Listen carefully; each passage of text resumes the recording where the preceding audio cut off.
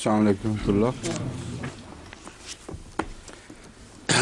آج نئی صورت شروع کرنی ہے، سورہ المومنون۔ اعوذ باللہ من الشیطان الرجیم، بسم اللہ الرحمن الرحیم۔ قد افلح المؤمنون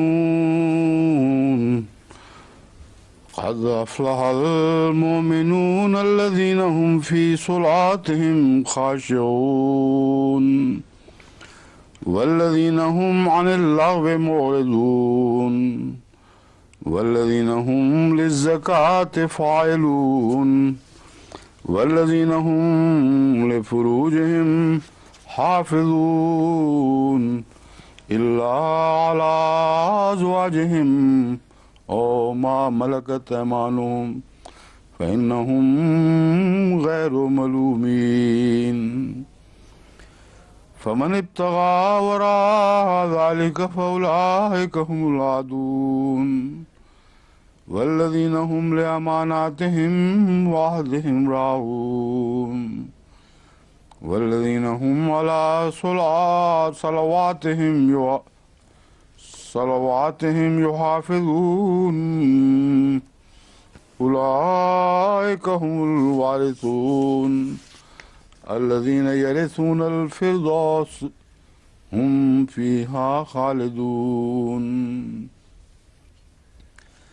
ولقد خلقنا الإنسان من سلالة من طين ثم جعلناه نطفة في قرار مكين ثم خلقنا النطفة علقة فخلقنا العلقة مضغة فخلقنا المضغة عظاما فكسونا العظام لحما ثم أنشأناه خلقا آخر فتبارك الله أحسن الخالقين۔ ثم إنكم بعد ذلك لميتون ثم إنكم يوم القيامة تبعثون۔ ولقد خلقنا فوقكم سبع طرائق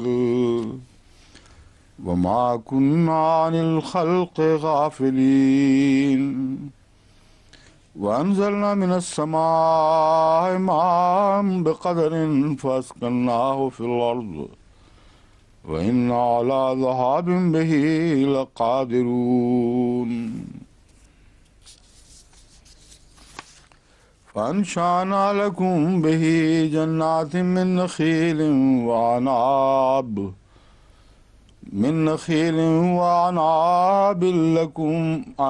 لكم فيها فواكه كثيرة ومنها تأكلون، وشجرة تخرج من طور سيناء تنبت بالدهن وصبغ للآكلين،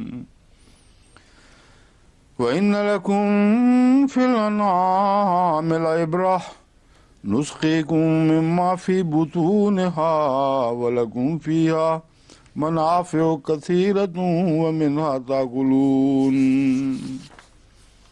وعليها وعلى الفلك تحملون۔ ولقد أرسلنا نوحا إلى قومه فقال يا قوم اعبدوا الله ما لكم من إله غيره أفلا تتقون۔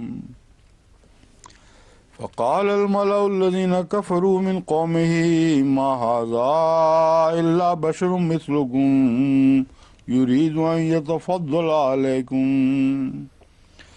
ولو شاء الله لأنزل الملائكة ولو شاء الله لأنزل ملائكة ما سمعنا بهذا في آبائنا الأولين إن هو إلا رجل به جنة فتربصوا به حتى حين قال رب انصرني بما كذبون فأوحينا إليه أن اصنع الفلك بأعيننا ووحينا فإذا جاء أمرنا وفارت النور فاسلك فيها من كل زوجين اثنين من كل وفارت النور فاسلك فيها من كل زوجين اثنين وأهلك إلا من سبق عليه القول منهم ولا تخاطبني في الذين ظلموا إنهم مغرقون.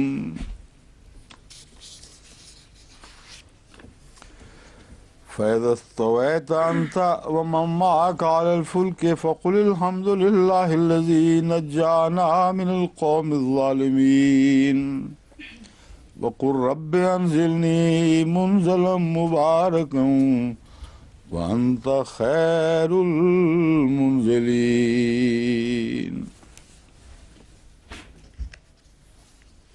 إن في ذلك لآيات وإن كنا لمبتلين ثم أنشأنا من بعدهم قرنا آخرين فأرسلنا فيهم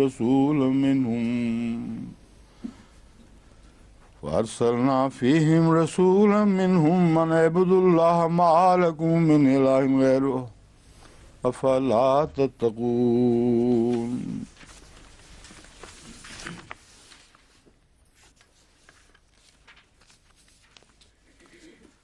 سورہ المومنون. بسم اللہ الرحمن الرحیم. اللہ کے نام کے ساتھ جو بن مانگے دینے والا اور بے انتہا رحم فرمانے والا اور بار بار رحم فرمانے والا ہے. قد افلح المومنون، یقیناً مومن کامیاب ہو گئے. الذین هم فی صلاتہم خاشعون، وہ لوگ جو اپنی نماز میں عاجزی اختیار کرتے ہیں. والذین هم عن اللغو معرضون، اور وہ لوگ جو لغو چیزوں سے اعتراض کرتے ہیں. والذین هم للزکوٰۃ فاعلون، اور وہ لوگ جو اپنے شرمگاہوں زکوٰۃ ادا کرتے ہیں. والذین هم لفروجہم حافظون، اور وہ لوگ جو اپنی شرمگاہوں کی حفاظت کرتے ہیں. یہاں نمازوں میں عاجزی اختیار کرنے کے ساتھ جو والذین هم عن اللغو معرضون فرمایا ہے، یہ کیا وجہ ہے؟ اس کے ساتھ کیوں جوڑ لگایا گیا اس کا؟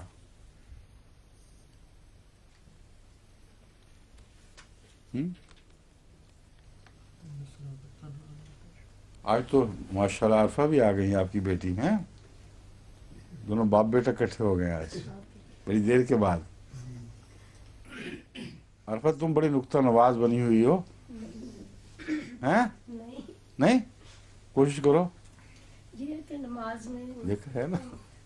ہاں، لغویات سے لغو کے آلات کو بھی بچانے کی کوشش کر رہے ہیں پوری طور پہ نماز سے. جو لغویات میں کھو جاتے ہیں لوگ، جن کی دلچسپیاں لغویات سے ہوں، ان کو نماز میں حضور ہی نصیب نہیں ہوتا. خشوع تو بہت بات کی بات ہے. اس لیے خشوع حاصل کرنے کا طریقہ بتایا گیا ہے کہ جو وہ بندے ہیں خدا کے جن کا ذکر ہو رہا ہے بڑی شان کے ساتھ، وہ لغو سے پرہیز کرتے ہیں، اس لیے ان کو خشوع نصیب ہوتا ہے. مگر جن کے ذہن اور دل لغویات میں الجھے ہوئے ہوں، ان کے لیے خشوع کا نصیب ہونا بہت دور کی بات ہے. سمجھ گئے؟ والذین هم للزکوٰۃ فاعلون، اور جو زکوٰۃ میں ہمیشہ کوشش کرتے ہیں. زکوٰۃ ادا کرتے ہوئے نہیں فرمایا، زکوٰۃ فاعلون، یعنی زکوٰۃ کے موقع ہاتھ سے جانے نہیں دیتے. توجہ اور ارادے اور محنت کے ساتھ زکوٰۃ کے معاملات میں جد و جہد کرتے ہیں اور پوری کوشش کے ساتھ یہ حقوق ادا کرتے ہیں. والذین هم لفروجہم حافظون، اور وہ لوگ جو اپنی شرمگاہوں کی حفاظت کرتے ہیں. الا علی ازواجہم، سوائے اپنے ازواج کے. اور ما ملکت ایمانکم یا ان کے جن کے ان کے داہنے ہاتھ مالک ہوئے، فإنہم غیر ملومین، بس یہ لوگ ہرگز ملامت کے سزاوار نہیں، غیر ملومین ملامت زدہ لوگ نہیں ہیں یہ۔ فمن ابتغى وراء ذلك فاولئک هم العادون، بس جو اس سے پرے، اس سے ہٹ کر کچھ اور چاہے، فاولئک هم العادون، بس یہی وہ لوگ ہیں جو حد سے تجاوز کرنے والے ہیں۔ والذین هم لاماناتهم وعہدهم راعون،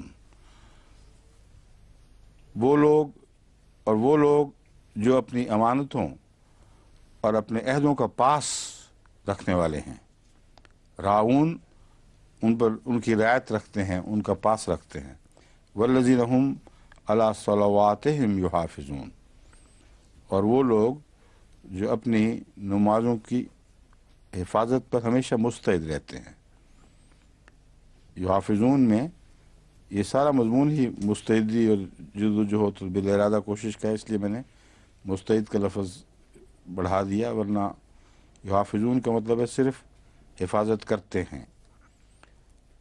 عام طور پر نماز کے ساتھ قیام کا لفظ آتا ہے، یقیمون الصلاۃ، لیکن وہ قیام کا لفظ عموماً بالجماعت، باجماعت نمازوں کے ساتھ مختص ہو چکا ہے، اس لیے یہاں ہر نماز چونکہ پیش نظر ہے، مردوں عورتوں کی سب کی، اس لیے صلوات کی حفاظت کا ذکر فرمایا ہے۔ اولئک هم الوارثون، یہی وہ لوگ ہیں جو سچے وارث ہیں۔ الذین یرثون الفردوس، یعنی وہ لوگ جو فردوس کے وارث ہوں گے۔ ہم فیہا خالدون، وہ اس میں ہمیشہ رہیں گے۔ وَلَقَدْ خَلَقْنَا الْإِنسَانَ مِنْ سُلَالَةٍ مِّن طِینٍ، اور ہم نے یقیناً انسان کو مٹی کے، گیلی مٹی کے ایک سلالہ سے پیدا فرمایا۔ سلالہ کہتے ہیں خلاصے کو، تو جب کہا جاتا ہے نا گیلی مٹی سے پیدا کیا، طین سے انسان کو پیدا کیا یا آدم کو پیدا کیا، تو بہت سے لوگ اس غلط فہمی میں مبتلا ہو جاتے ہیں اور رہے ہیں، نسل بعد نسل علماء یہ سمجھتے رہے ہیں کہ مٹی کو گوندھا اور اس کو بنا کے تیار کر دیا۔ لفظ سلالہ نے ہر اس وہم کو دور فرما دیا ہے، اور آیات کے حوالے سے بھی میں ذکر کر چکا ہوں کہ یہ ارتقاء کی ایک منزل ہے جس کا ذکر ہو رہا ہے، مگر لفظ سلالہ نے تو بات خوب کھول دی ہے کہ مٹی کے اندر جو نامیاتی روح ہے وہ سلالہ ہے، اس روح سے ہم نے انسان کی پیدائش کا آغاز کیا ہے۔ ثم جعلناہ نطفۃ فی قرار مکین، اب اس کو نطفہ بنایا ہے، یہ مٹی کے بعد، سلالہ کے بعد اس کو نطفہ بنانے کا مضمون بہت ہی دلچسپ اور سائنسی نقطہ نگاہ سے قابل توجہ ہے۔ ایک دور تھا جب کہ انسان مٹی کے سلالے ہی سے پیدا ہوتا رہا اور ابھی جنس پیدا نہیں ہوئی تھی، پھر ہم نے اسے نطفہ بنا دیا، یعنی وہ مادہ تولید جس میں دو کا ملنا ضروری ہو جاتا ہے، اور اکیلے ایک مادے سے کوئی چیز پیدا نہیں ہوتی۔ ثم خلقنا النطفة علقة، ثم جعلناه نطفة فی قرار مکین، یہاں کافی اختلاف، کافی تو نہیں کہنا چاہیے، یہاں ایک اہم اختلاف پایا جاتا ہے اس آیت کو سمجھنے میں۔ ثم جعلناه نطفة فی قرار مکین، پھر ہم نے ایک محفوظ ٹھہرنے کی جگہ میں اس نطفے کو رکھا۔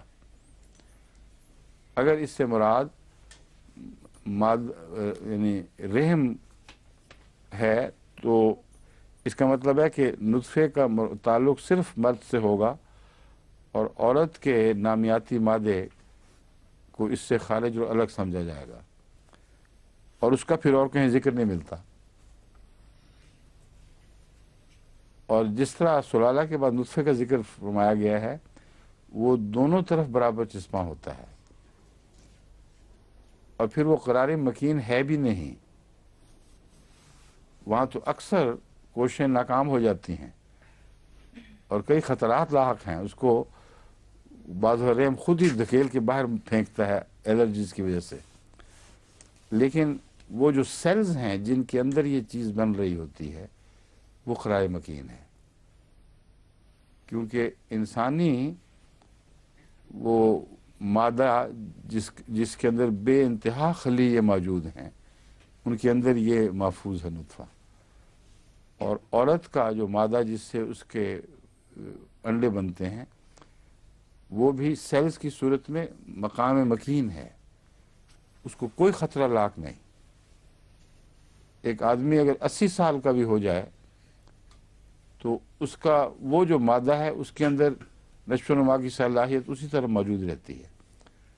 چنانچہ یہ جو حضرت ابراہیم علیہ السلام اور دوسرے بزرگوں کا ذکر ملتا ہے بڑی عمر میں ولادت حضرت زکریہ، وہ اس وجہ سے ہے کہ قرار مکین میں خدا تعالیٰ نے یہ نطفہ رکھا ہوا ہے، اس کو کوئی خطرہ لاحق نہیں۔ اگر وہاں کسی بیماری سے چوٹ پڑ جائے، کیونکہ بعض محفوظ مقامات میں بھی تو حملے ہو جاتے ہیں، تو پھر ایسے شخص کے لیے اولاد کا کوئی سوال باقی نہیں رہتا۔ تو میرے نزدیک قرار مکین سے مراد وہ بنیادی سیلولر ٹشو ہے، یعنی خلیات کا وہ جو حصہ اللہ تعالیٰ نے مرد اور عورت دونوں کو عطا فرمایا ہے اس میں خدا نے اس کو محفوظ کر دیا ہے۔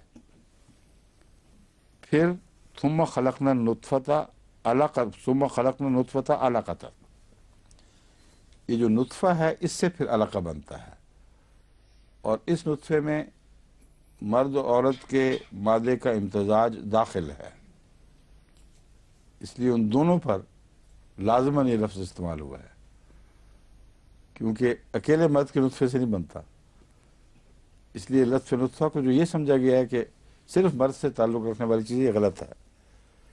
پھر ہم نے نطفہ کو جب مرد اور عورت کے مادوں کا امتزاج ہو گیا اس کو علقہ میں تبدیل کیا ہے۔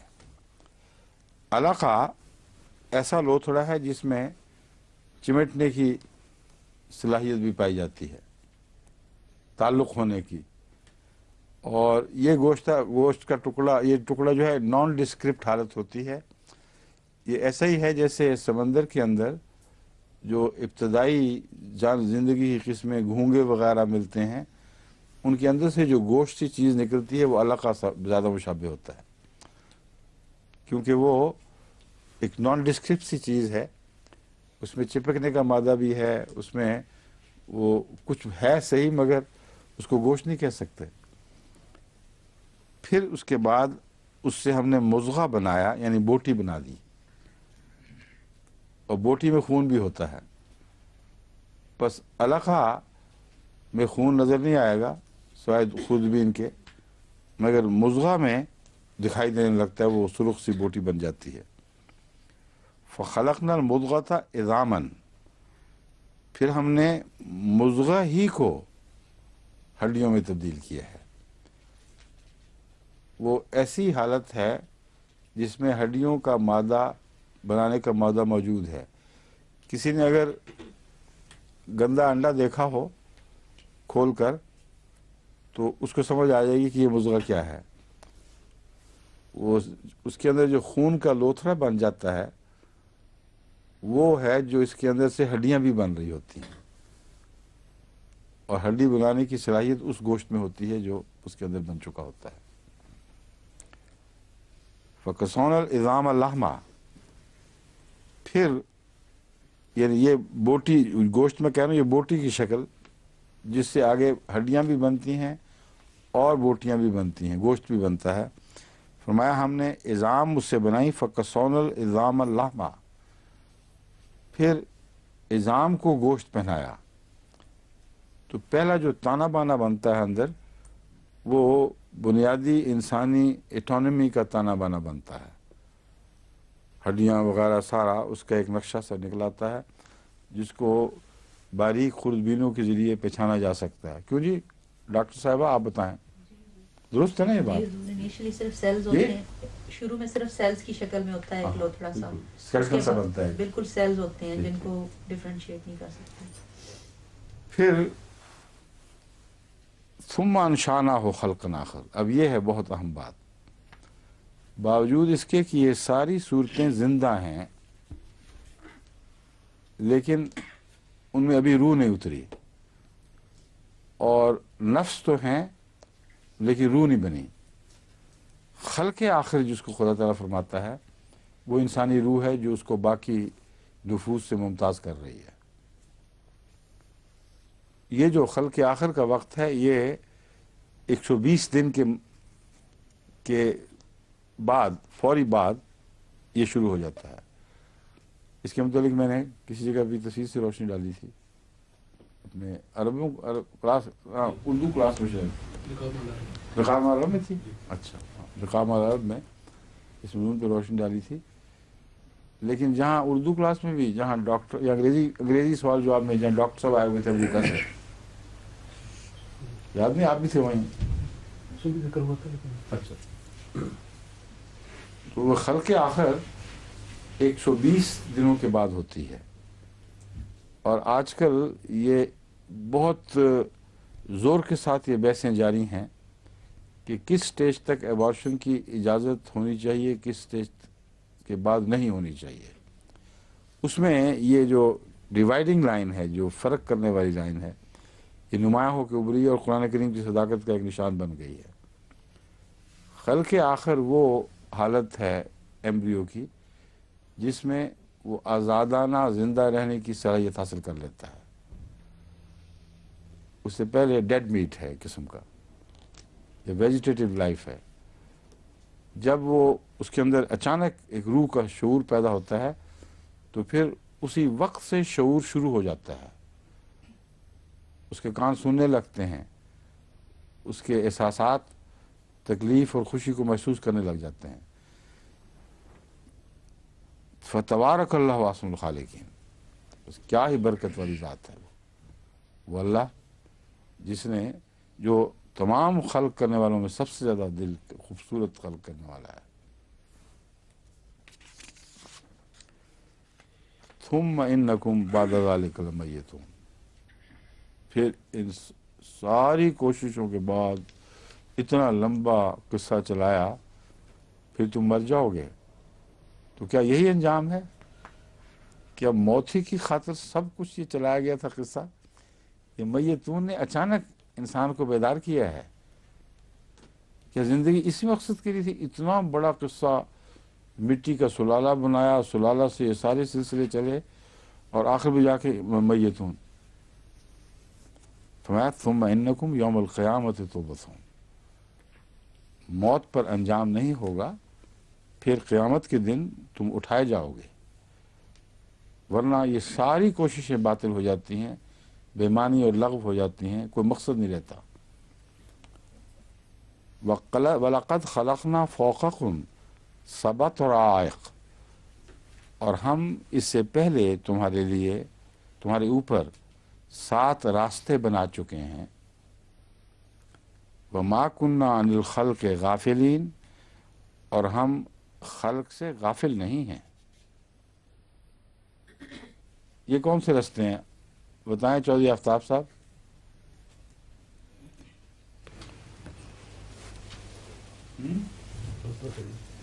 کوئی اندازہ ہے؟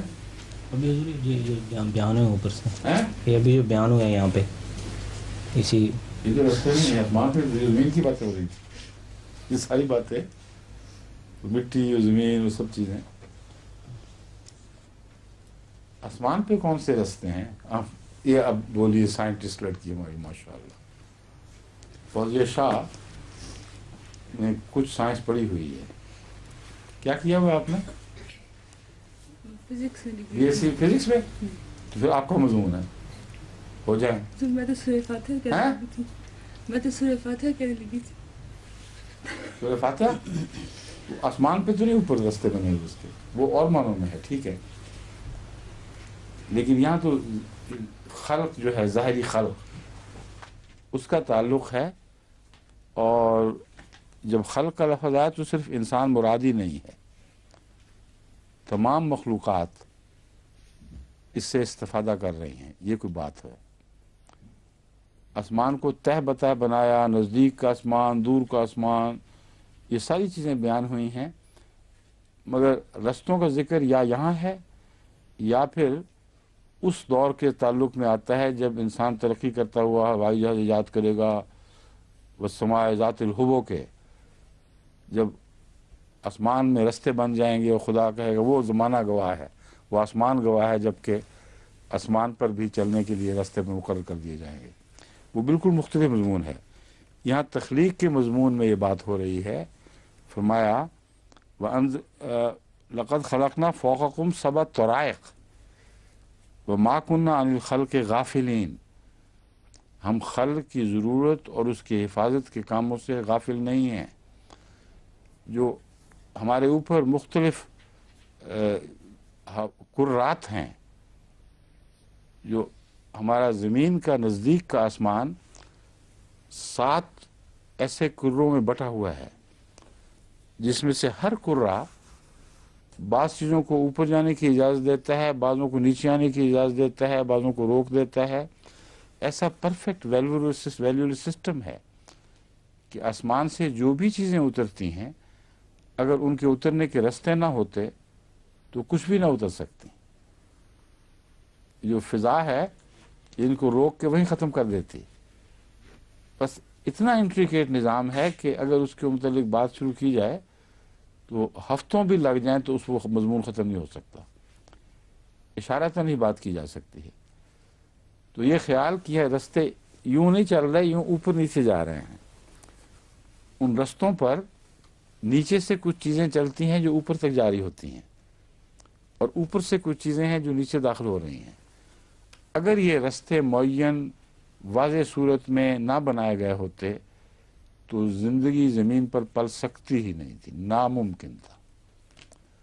ज़मीन की हिफाजत नामुमकिन थी। ये मुराद है जो खुदा तआला फरमाता है व मा कुन्ना अनिल खल्क़ि गाफिलीन, हमने खल्क़ को पैदा करके उसे भुला तो नहीं दिया, उसकी हर ज़रूरत का ख्याल रखा है, यहाँ तक कि उसके आसमान से ताल्लुक़ के रास्ते बनाए हैं। ये मज़मून जब आगे बढ़ चलता है फिर सूरह फातिहा में दाखिल होता है।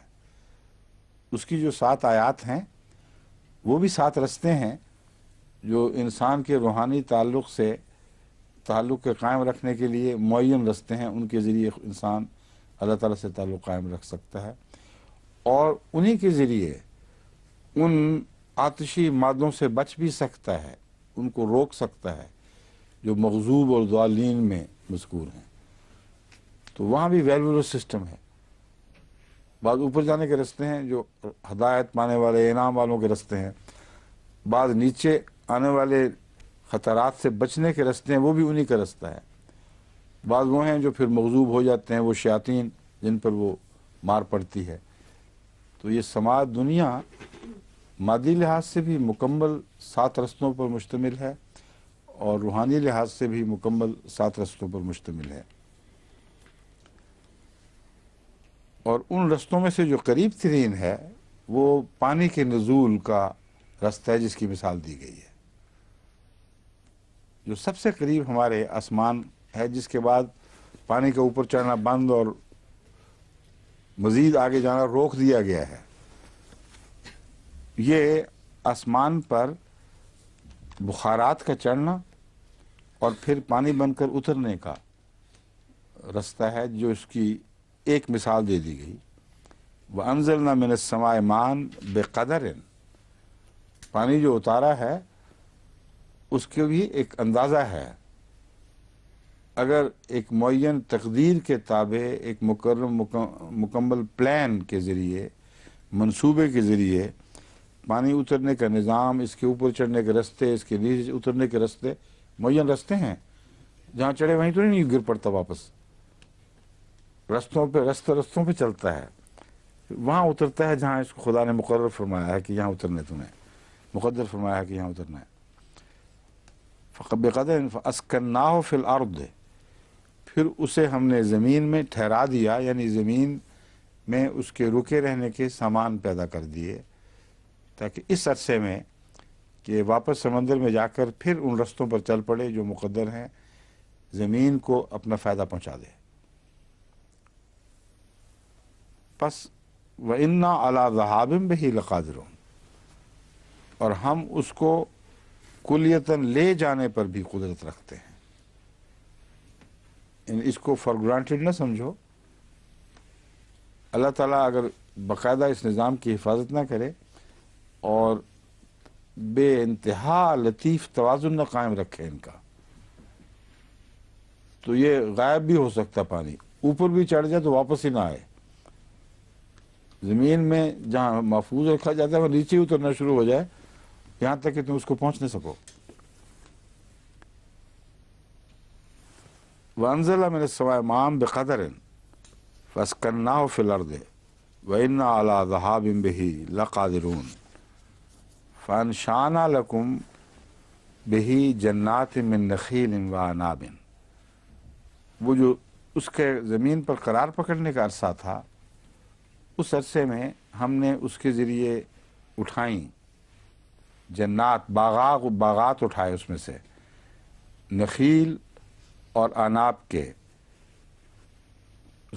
ان کے کھجوروں اور انگوروں کے، اناب بعد میں آتا ہے، من نخیل و اناب، کھجوروں کے اور انگوروں کے، لکم فیہا فواکہ کثیرۃ ومنہا تاکلون، لیکن صرف کھجوریں اور انگور ہی نہیں، اس میں تمہارے لیے بہت سے پھل ہیں، کثیرۃ، کثرت کے ساتھ، اور سب پھل نہیں کھاتے۔ یہ بھی دیکھیں قرآن کریم کی جو فصاحت و بلاغت ہے، یہ صاف بتا رہی ہے کہ اللہ کا کلام ہے، بندے کا بنایا ہوا نہیں۔ وَمِنْهَا تَأْكُلُونَ، جتنا بھی پھلوں کا نظام ہے وہ سارے کے سارا تمہارے کھانے کے لیے نہیں بنایا گیا، اس میں سے تم کھاتے بھی ہو۔ وَشَجَرَةً تَخْرُجُ مِن طُورِ سِينَاءَ تَنبُتُ بِالدُّهْنِ وَالصِّبْغِ لِلْآكِلِينَ، اور ایک ایسا درخت بھی بنایا ہے اس میں سے جو طور سینا سے نکلتا ہے، تنبت بالدہن، عام طور پر ترجمہ کیا جاتا ہے کہ اس سے تیل پیدا ہوتا ہے یا تیل پیدا کرتا ہے، یہ نہیں ہے، بلکہ یہ فرمایا گیا ہے وہ تیل لیے ہوئے نشو و نما پاتا ہے۔ اس کے آغاز ہی سے اس کے اندر وہ نظام موجود ہے جس نے لازماً تیل بنانا ہے، تو گویا وہ تمہارے لیے تیل لیے ہوئے اٹھتا اور نشو و نما پاتا ہے۔ وَالصِّبْغِ لِلْآكِلِينَ، اور ایک قسم کا سالن کھانے والوں کے لیے مہیا کرتا ہے۔ صبغ میں ایک قسم کا سالن بھی ہو سکتا ہے ترجمہ، ایک بہت اعلیٰ درجے کا سالن، اور یہ جو ہے اولیو آئل، یہ اس کی خاص تعریف ہے۔ جتنے بھی تیل ہیں غذا کے لیے ان میں سب سے اچھا یہ ہے، اور اس تیل میں کولیسٹرول بنانے کی خرابی موجود نہیں۔ چنانچہ جتنے بھی سائنسدانوں نے تجربے کیے ہیں یا جائزے لیے ہیں کہ کن علاقوں میں وہ ہارٹ اٹیک زیادہ ہوتا ہے، دو الگ الگ انہوں نے نتائج نکالے۔ ایک یہ کہ جہاں شراب زیادہ پی جاتی ہے وہاں ہارٹ اٹیک زیادہ ہوتا ہے، اور اسی تعلق میں سورج زیادہ کھایا جاتا ہے وہاں ہارٹ اٹیک زیادہ ہوتا ہے۔ لیکن اس کے برعکس ایک یہ بھی معلوم ہوا کہ جہاں اولیو آئل استعمال ہوتا ہے وہاں ہارٹ اٹیک کم ہوتا ہے۔ اب اولیو آئل کا یہ اثر اتنا غالب ہے کہ جہاں کثرت کے ساتھ سور کھاتے ہیں اور کثرت کے ساتھ شراب پیتے ہیں، یعنی اسپین، وہاں تو مصیبت ہے کسی ایسے ریستوراں میں، کسی ریستوراں کی تلاش جہاں سور نہ ہو ہی نہیں سکتا، ناممکن ہے۔ اور ایسی بدبخت چیز ہے کہ ان کے ہر سٹور میں جہاں بھی داخل ہو آگے لٹکے ہوئے بدبخت، ان کی لاشیں لٹکی ہوئی، اور کھانے والی جگہوں پہ بھی ناقابل برداشت چیز ہے، اور ہارٹ اٹیک کم۔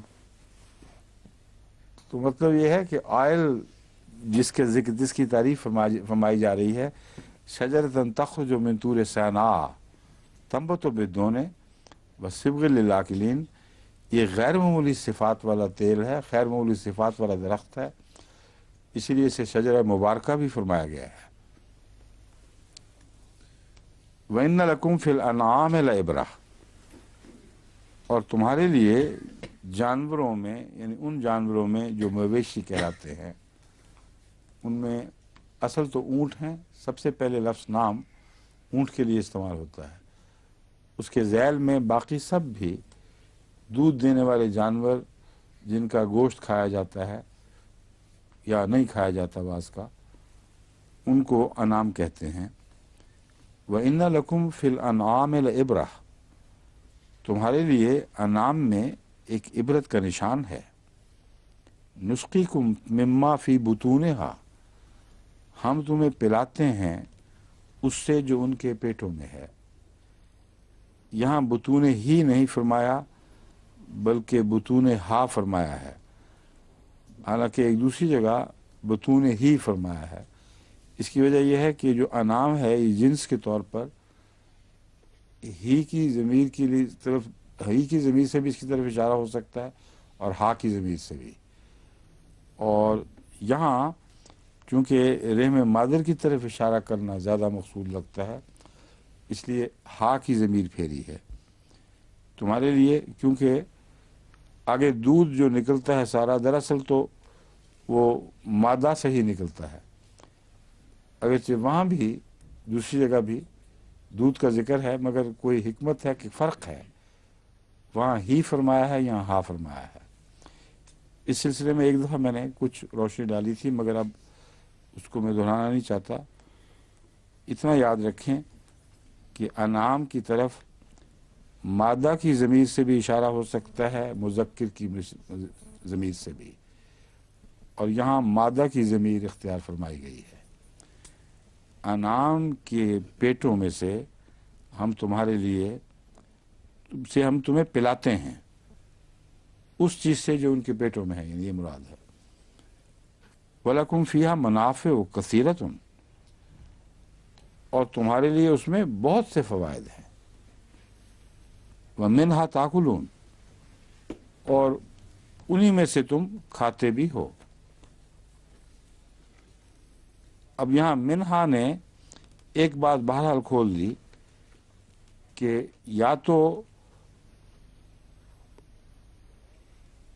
ہا کی ضمیر بغیر مادہ اور نر کی تمیز کے استعمال کی گئی ہے، کیونکہ کھاتے تو پھر نر جانوروں میں سے بھی کھاتے ہیں، یا منافعوں کی طرف تو نہیں اس کا اشارہ ہو سکتا منہا کا۔ منافع کثیر، بہت سے منافع ہیں، ان منافعوں میں سے یہ بھی ہیں، مگر میرے خیال ہے وہ درست نہیں، ہا کی ضمیر انعامی کی طرف جائے گی۔ بس اس پہلو سے جو پہلا تبصرہ تھا اس میں ترمیم ہو جانی چاہیے۔ یہاں ہا کی ضمیر من جملہ انعام کی طرف بحیثیت جنس کی گئی ہے۔ فرق کیوں کیا گیا ہے یہ قابل غور بات ہے، اس پر مزید غور ہونا چاہیے۔ لیکن عبرت کا لفظ کیوں استعمال ہوا ہے؟ عبرت کا لفظ بالعموم ایسی نصیحت کے لیے استعمال ہوتا ہے جو کچھ انذار کا رنگ بھی رکھتی ہے، اور کسی خطرے، کسی ٹھوکر سے بچانے کے لیے ایک مثال دی جاتی ہے، اور یہاں لفظ عبرت استعمال فرمایا گیا ہے، مثال نہیں فرمایا گیا۔ اس کی کیا وجہ ہے، کیوں یہاں عبرت ہے، بتائیں۔ مولوی صاحب کو پتہ ہے اس بات کا؟ ہاں بتائیں، ٹھیک ہے۔ یعنی جو سلوک ان حیوانوں کے ساتھ ہوتا ہے وہ انسان کے ساتھ بھی تو ہو سکتا تھا نا، کہ اس کے ساتھ یہ حالات پیش آتے، بجائے اس کے کہ وہ اشرف المخلوقات بن جاتا اور اس کے لیے اس کا لوگ دودھ پیتے اور اس کا گوشت کھاتے۔ بات یہ کہ یہ تکالیف جو ہیں، نہیں یہ بات نہیں، بات یہ ہے کہ حیوانوں کو خدا تعالیٰ نے کلیتاً انسان کے لیے قربان کر کے رکھ دیا، مجسم قربانی بن گئے ہیں۔ تو انسان کی شان کیا ہے آخر؟ کہ اس کے لیے چیزیں قربان ہوں. عبرت یہ ہے کہ وہ اسی طرح خدا کے حضور قربان ہونے کے لیے بنایا گیا ہے، اعلیٰ مقاصد کے لیے. ادنا مقاصد جب اعلیٰ پر قربان ہوتے ہیں تو ان کا جزو بن جاتے ہیں. یہ جانوروں کو ایک ایسا اعزاز ملتا ہے جو وہ شعور تو اس کا نہیں، لیکن جانوروں کا دودھ، جانوروں کا گوشت، ان کی کھالیں جب انسان کو جز بن جاتی ہیں تو گویا ادنا حالت ایک اعلیٰ حالت میں تبدیل ہو گئی. ایک کم درجے کے جانور ایک اعلیٰ درجے کی مخلوق میں تبدیل ہو گیا. تو اس میں تمہارے لیے نصیحت ہے کہ اگر تم اس طرح اپنے آپ کو پیش نہیں کرو گے تو تم کاٹ کر پھینک دیے جانے کے لائق ہو، تمہاری کوئی بھی قیمت باقی نہیں رہے گی. تمہیں بھی خدا تعالیٰ نے ان نعمتوں کے ساتھ پالا ہے تاکہ تم روحانی طور پر قربانیاں دے کر ایک اعلیٰ خلق میں تبدیل ہو جاؤ، اور وہ اعلیٰ خلق باشعور خلق ہے. جعلنا ہو سمیعا بصیرا، وہی مضمون ہے جو یہاں بھی اطلاق پا جاتا ہے.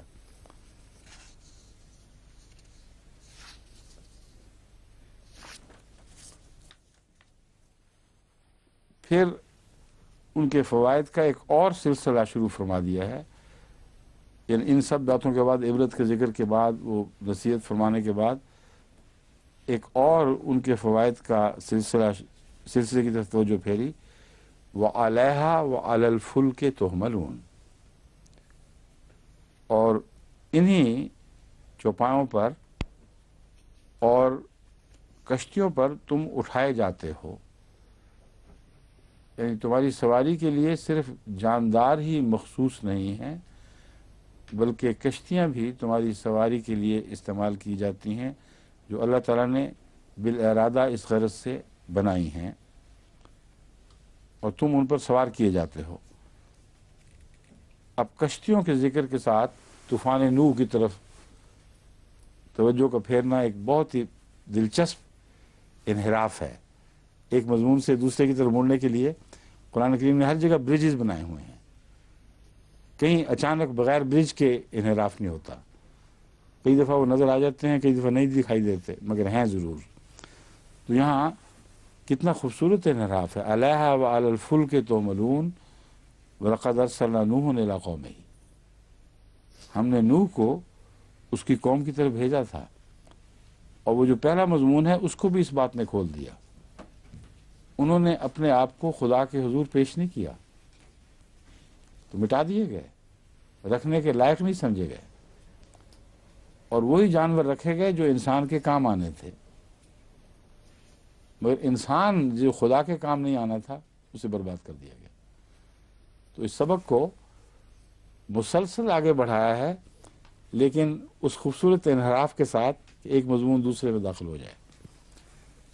وَلَقَدْ أَرْسَلْنَا نُوحًا إِلَىٰ قَوْمِهِ فَقَالَ يَا قَوْمِ اعْبُدُوا اللَّهَ مَا لَكُم مِّنْ إِلَٰهٍ غَيْرُهُ أَفَلَا تَتَّقُونَ. اور اس نے کہا کہ جی گھڑی کہاں چلے گئی آپ کی، بھول گئے؟ یہ گھڑی کے سامنے کوئی بیٹھا ہوا ہے، اب پیچھے دیکھو جو کوٹلے چھپا کی گئی آپ کے پیچھے نہیں پڑا ہوا، بھول گئے تھے. رکھا کرو اس لیول پہ تاکہ سامنے بیٹھنے والے وہ حائل نہ ہو سکیں. جہاں یہ لٹکے ہوئے ہیں نا، ان کے سروں پہ لٹکا دو بھیا، پیٹھوں کے پیچھے رکھنے کے. گھڑی کو ان کے سروں پہ لٹکا دو. یہ جو بیچ کی تار ہے یہ دیکھو سامنے، اوپر تمہارے سر پہ نہیں، ان کے سروں پر.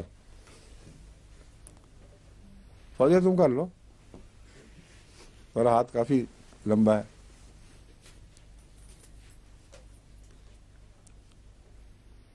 ہے نا، پہنچ جائے گا نا، ٹھیک ہے.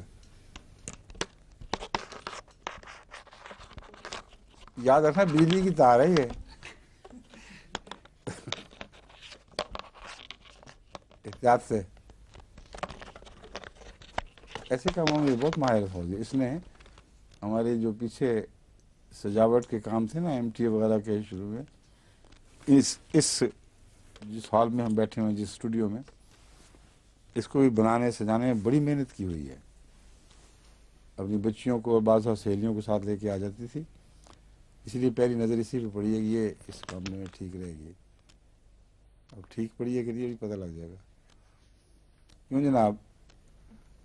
اب ٹھیک ہے، شاباش. ابھی کافی وقت ہے ماشاءاللہ. کافی وقت نہیں ہے ابھی، تو ہم نے وہ کلاس لینی ہے، ہومیو کلاس بھی لینی ہے نا؟ قریباً 10 منٹ ہوں گے. ہاں ٹھیک ہے، 10-12 منٹ. وَلَقَدْ أَرْسَلْنَا نُوحًا إِلَىٰ قَوْمِهِ فَقَالَ يَا قَوْمِ اعْبُدُوا اللَّهَ مَا لَكُم مِّنْ إِلَٰهٍ غَيْرُهُ. لیکن اے میری قوم، اللہ کی عبادت کرو. مَا لَكُم مِّنْ إِلَٰهٍ غَيْرُهُ، اس کے سوا تمہارا کوئی معبود نہیں ہے. أَفَلَا تَتَّقُونَ، بس کیا تم تقوی اختیار نہیں کرو گے؟ فَقَالَ الْمَلَأُ الَّذِينَ كَفَرُوا، بس کہا ان لوگوں نے، ان سرداروں نے، ان کے سرداروں نے جنہوں نے کفر کیا تھا. ملأ الذین کفروا من قومہ، اس کی قوم میں سے جنہوں نے کفر کیا تھا ان کے سرداروں نے، یا اس کی قوم میں سے ان سرداروں نے جنہوں نے کفر کیا. یہ دونوں معنی بن سکتے ہیں، مگر ساری قوم ہی منکر ہو چکی تھی اور ساری قوم کی صف ہی لپیٹی گئی ہے. اس لیے ان کے میں سے بھی چوٹی کے بد کردار لوگ یا ظالم اور باغی لوگ، جو ساری قوم ہی منکر ہو، ان کے سردار اس سے بھی زیادہ منکر ہوں گے. اس لیے میرے نزدیک وہ ترجمہ بہتر رہے گا، فقال الملأ الذین کفروا من قومہ، اس کی قوم میں سے جن لوگوں نے کفر کیا ان کے سرداروں نے. کیونکہ اس کی قوم میں سے جنہوں نے کفر نہیں کیا ان کے سردار حضرت نوح تھے. تو 2 حصوں میں قوم بٹ گئی. کچھ وہ لوگ تھے جنہوں نے کفر کیا، کچھ وہ تھے جنہوں نے نہیں کیا. جنہوں نے کفر کیا ان کے سرداروں نے یہ کہا، ما ھذا الا بشر مثلکم، یہ تو تمہاری طرح کے انسان کے سوا اور کچھ نہیں ہے. یرید ان یتفضل علیکم، وہ چاہتا ہے کہ تم پر اپنی فوقیت ثابت کرے یا قائم کرے. ثابت نہیں، قائم کر دے، اپنے آپ کو تم پر نافذ کر دے. اس کے سوا اس کا کوئی مقصد نہیں. وَلَوْ شَاءَ اللَّهُ لَأَنزَلَ مَلَائِكَةً، اور اگر اللہ چاہتا، جس کا یہ حوالہ دے رہا ہے، لَأَنزَلَ مَلَائِكَةً، وہ فرشتے اتار سکتا تھا. مَا سَمِعْنَا بِهَٰذَا فِي آبَائِنَا الْأَوَّلِينَ، ہم نے اپنے پہلے بزرگوں میں تو اس قسم کا کوئی ذکر سنا ہی نہیں کبھی. یعنی حضرت آدم کے بعد حضرت نوح کے زمانے تک نبوت کا ایسا انقطاع ہو چکا تھا ایک عرصے تک کہ ابا اسی طرح کہتے تھے ہم نے نہیں سنا، جس طرح رسول اللہ صلی اللہ علیہ وسلم کے زمانے میں وہ یہ سمجھتے تھے کہ ایک لمبے عرصے تک نبی نہیں آیا، ہمارے آباء و اجداد نے کبھی سنا ہی نہیں یہ قصہ، حالانکہ ابراہیم کی نسل، علیہ السلام کی نسل سے تھے. تو اسی طرح یہ کہتے ہیں کہ ہم نے تو کبھی اپنے پہلوں میں یہ قصہ نہیں سنا کہ اس طرح خدا نے کسی بندے کو چن کر بھیج دیا ہو.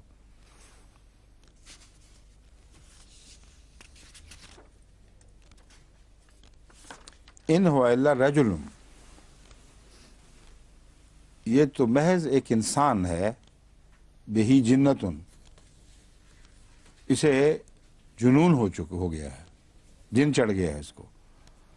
فتربصوا بہ حتی حین، اس لیے کچھ دیر اس کے بد انتظام کا انتظار کرو. ان بیوقوفوں کو اس معاملے میں اتنا یقین ہو گیا تھا کہ خود نہیں کوشش کی. کامل یقین تھا کہ یہ جو جن چڑھا ہوا ہے اس نے اس کو ہلاک کر کے چھوڑنا ہے، اور اس کے نتیجے میں تم انتظار کرو. جس طرح عام طور رسول کہتے ہیں، دوسروں کو اتنا یقین ہوتا ہے.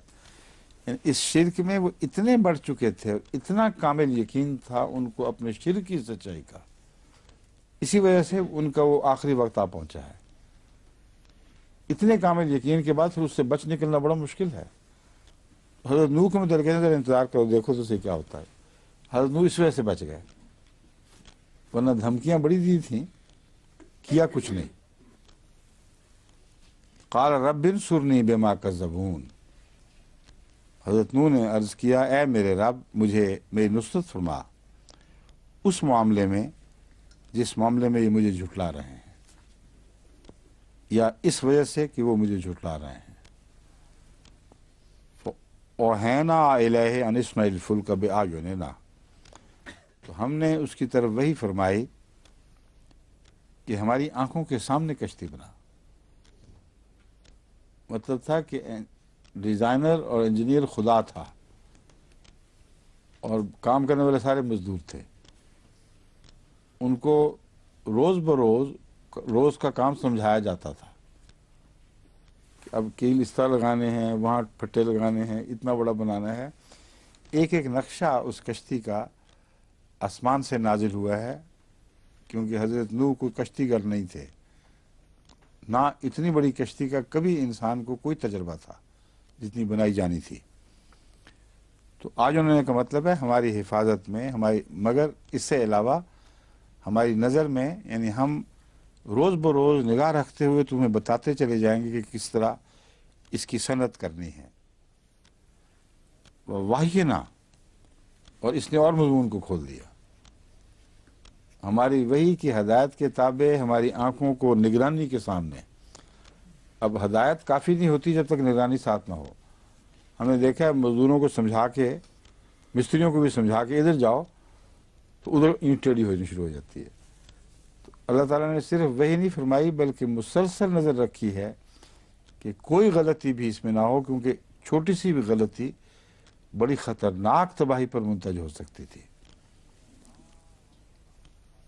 فَإِذَا جَاءَ أَمْرُنَا وَفَارَتِ النُّورُ، بس جب ہمارا حکم آ گیا، یعنی ہماری تقدیر آ پہنچی، وَفَارَتِ النُّورُ، اور سوتا پھوٹ پڑا، فَاسْلُكْ فِيهَا، پھوٹ پڑے ہے، اذا جا جب آئے تو پھوٹ پڑے، فَإِذَا جَاءَ أَمْرُنَا وَفَارَتِ النُّورُ، بس جب ہمارا حکم آ جائے اور سوتا پھوٹ پڑے، فَاسْلُكْ فِيهَا مِن كُلِّ زَوْجَيْنِ، تو اس میں ایک من کلن زوجین اثنین، تو اس میں لے کر داخل ہو جا،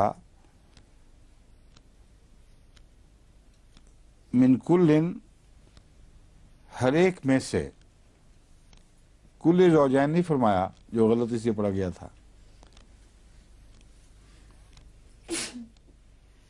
تمام میں سے، زوجین اثنین و اہلک الا من سبق علیہ، تمام سے کیا مراد ہے، یہ سوال ہے۔ کیوں نہیں مومن جی آپ بتائیں۔ جو ضروری اشیاء ساتھ رکھنے کا حکم ہوا تھا، ان اشیاء میں سے ہر ایک کا ایک ایک جوڑا۔ یہ کس طرح پتہ چلا کہ سارے جانوروں کو جوڑا مراد نہیں؟ اس میں آ ہی نہیں سکتے تھے۔ اس وجہ سے نہیں، اس آیت میں چابی ہے موجود۔ کلن سے مراد اگر تمام جانور ہوتے تو پھر تمام انسان بھی ہوتے۔ کلن کا لفظ تمام جانوروں پر اور تمام انسانوں پر برابر اطلاق پاتا، مگر اس بات نے وہ اہلا کا الا من سبق علیہ، یہ ثابت کر دیا کہ سارے انسان اور سارے جانور کل کے اندر نہیں ہیں، کیونکہ لفظ کل نے جانوروں ہی کا ذکر نہیں فرمایا، غلطی ہے، ہر زندہ چیز مراد ہے، وہ زندہ چیز جس کی تشریح موجود ہے کہ ان میں سے بعض جو اس لائق ہیں کہ ان کو بچایا جائے۔ بس انسان کے بچانے کے لیے جن جانوروں کا بچایا جانا ضروری تھا یہ مراد ہے۔ اسی طرح ان انسانوں کو بچایا جائے، ہر انسان کو نہیں، جو بچائے جانے کے لائق ہیں۔ فَاسْلُكْ فِيهَا مِن كُلٍّ، کلن کی آگے تشریح ہے، کون سے کل؟ زوجین اثنین و اہلک الا من سبق، ایک ایک جوڑا۔ بظاہر اس کا ترجمہ بنتا ہے دو دو جوڑے، مگر ایک ایک جوڑا ہے۔ زوج ایک زوج اور اسنین اس کا دوسرا جوڑ مل کے یہ اسنین بنتے ہیں. تو ایک ایک جوڑا اور اہلکا الا من سبق علیہ القول قول منہم، اور اپنے اہل میں سے سوائے اس کے جس کے متعلق ہمارا فیصلہ گزر چکا ہے، جن کے بارے میں ہمارا فیصلہ صادر ہو چکا ہے. آگے ایک آیت ہے جو ایک اور آیت کے مہمے کو بھی حل کر دیتی ہے. وَلَا تَسْأَلْنِي عَنْ أَشْيَاءٍ لَيْسَ لَكَ بِهِ عِلْمٌ. کیا ہے پوری آیت؟ ہاں؟ نہیں حضرت نوح کو فرمایا تھا تسل نہیں ہے نا. وَلَا تَسْأَلْنِي مَا لَيْسَ لَكَ بِهِ عِلْمٌ. تو بے علم، یہ علم نہ ہو تو تبھی تو آدمی سوال کرتا ہے. اس لیے اس کا اصل معنی کیا تھا وہ اس آیت سے ظاہر ہوتا ہے. خدا تعالیٰ نے فرما دیا تھا وَلَا تُخَاطِبْنِي فِي الَّذِينَ ظَلَمُوا إِنَّهُمْ مُغْرَقُونَ. مجھ سے ان لوگوں کے بارے میں ہرگز خطاب نہیں کرنا جنہوں نے ظلم کیا اور وہی ہیں جو غرق ہوں گے. پس جب نوح کا بیٹا غرق ہو رہا تھا تو اس پہلے سے جاری شدہ فرمان کی انہوں نے یعنی حکم عدولی غلطی سے کی، مگر کی ضرور، بجائے یہ سمجھنے کے کہ یہ ظلم کی وجہ سے ہو رہا ہے اور اہلکا سے استثناء پہلے سے ہی ہو چکا ہے اور منع فرما دیا گیا تھا کہ نہیں پوچھنا. تو جن باتوں کا علم تجھے دیا نہیں گیا تھا کہ کیوں یہ ہے اور کیوں وہ ہے اور روک دیا گیا ہے علم، ان باتوں میں دخل اندازی کی تمہیں اجازت نہیں ہے. یہ ناراضگی کا سبب ہے جو اس آیت سے کھل جاتا ہے. اور بھی وَلَا تُخَاطِبْنِي فِي الَّذِينَ ظَلَمُوا إِنَّهُمْ مُغْرَقُونَ. انہوں نے تو وہ ضرور غرق کر دیے جائیں گے، ان کو روکا نہیں جا سکتا. فیض باقی پھر 30ویں آیت سے شروع کرنا ہے جی. اب اس کے بعد